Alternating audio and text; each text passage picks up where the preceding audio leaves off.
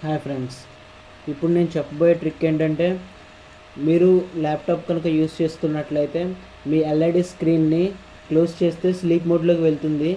So అలా sleep మోడ్లోకి వెళ్ళకుండా మనం దాన్ని రిస్ట్రిక్ట్ చేయాలంటే, ఫర్ ఎగ్జాంపుల్ నేను ఇక్కడ ఓఎస్ 8 వాడుతున్నాను, Windows 8.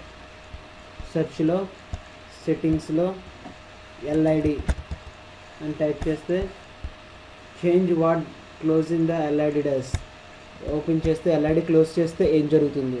When I close the LED sleep మోడ్లో డిఫాల్ట్గా ఉంటుంది. సో ఇక్కడ డూ నథింగ్ అనేది పెట్టి జస్ట్ సేవ్ చేంజెస్ క్లిక్ చేసిన వెంటనే, ఒకవేళ మీరు ఎల్ఈడి మీ